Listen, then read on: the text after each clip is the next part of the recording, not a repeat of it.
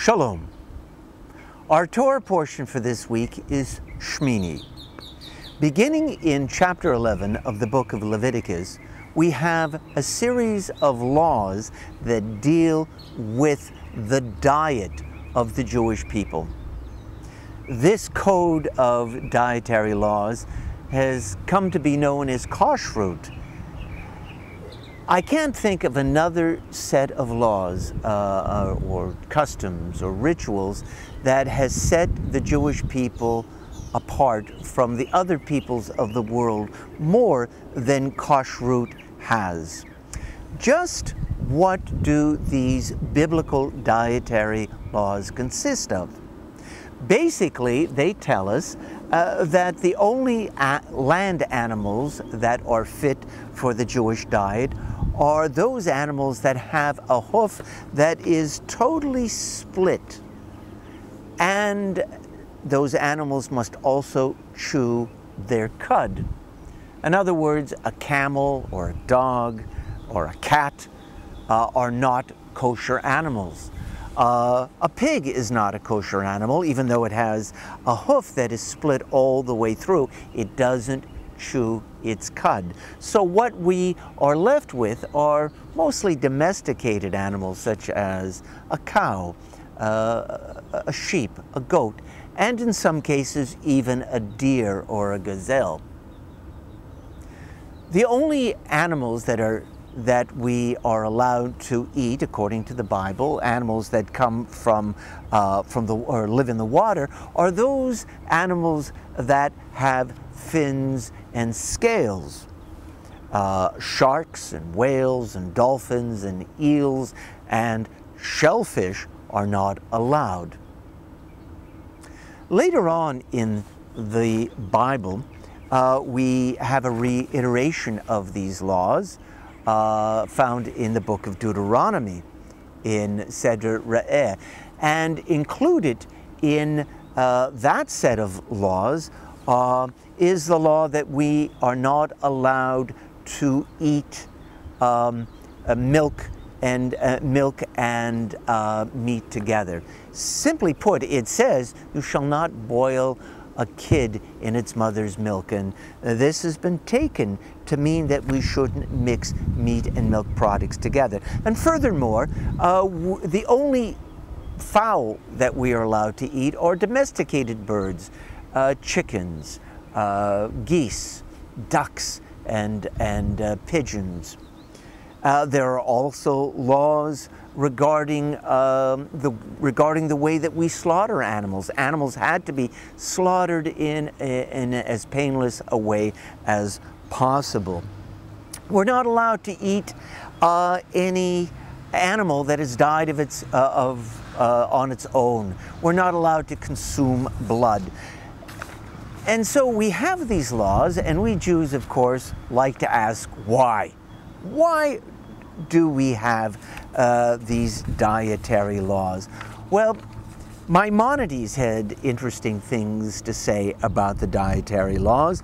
Maimonides, in the Guide to the Perplexed, wrote, "These ordinances seek to train us in the mastery of our appetites.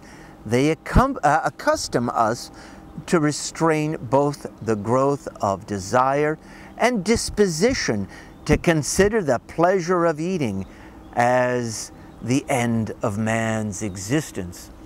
In other words, it makes you a disciplined person, that your physical appetites shouldn't dominate you, but you should master your physical appetites. And of course, he being a physician, went on to say that the kosher diet was a much healthier diet. Samson Raphael Hirsch, the founder of modern Orthodoxy in the mid-19th century, wrote, "Just as the human spirit is the instrument which God uses to make himself known in this world, so the human body is the medium which connects the outside world with the mind of man. Bearing in mind this function of the body, and also the fact that the physical structure of man is largely influenced by the kind of food he consumes, one might come to the conclusion that the vegetable food is the most preferable, as plants are the most passive substance. And indeed, we find that in Jewish law, all vegetables are permitted for food without discrimination. So what does Hirsch imply here?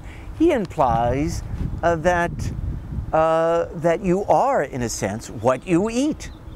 And if you look at the animals we're allowed to eat, they are the most passive of the animals, the least aggressive. And he also hints that the highest form of being kosher is to be a vegetarian, because vegetables and fruits are the most passive things that grow. Now, the Reform movement in the 19th century got away from the dietary laws. They looked at the dietary laws as something that unnecessarily separated Jewish people from their Gentile neighbors. And they concluded that they were born in a time that was foreign, in a sense, to the modern Jewish sensibilities, and that they in no way uplifted the Jewish spirit, and their moral and ethical teachings were absent for the modern Jew. And yet, in the beginning of the 21st century, we find many young, serious-minded liberal Jews returning to the dietary laws in some degree or another. And the question is, what do they find in these dietary laws that is so compelling? Well, one of the reasons that they may be returning to one degree or another to the dietary laws is simply to identify with the Jewish people. If you keep kosher or some semblance of kashrut, you are identifying yourself with the Jewish people in the same way as perhaps just wearing a kippah is identifying with the Jewish people. Some modern Jews who are serious about their spiritual development are probably attracted to the laws of kashrut for the same reasons that Maimonides gave for keeping kashrut, and that is self-discipline. If you're going to be a moral and ethical person, you need to master your desires, your physical appetites. Some people would point to the fact that the way that we slaughter animals to be in kashrut speaks of compassion for living things. That one of the purposes, one of the underlying purposes of keeping a kosher diet is to be a more compassionate person. Some people expand on this in saying that in the modern world, kashrut teaches us to consume the world's resources in a more humane and responsible manner. Still, others would say, you don't need a reason to keep kashrut. Kashrut falls in the category of chokim, which means laws that are given by God simply to teach us that in certain instances we must submit our will to the will of God. And precisely because we don't know the reason for kashrut, that's the reason that we should keep the laws of kashrut. Well, I hope that you will read this week's Torah portion and come to your own conclusions. Shabbat Shalom.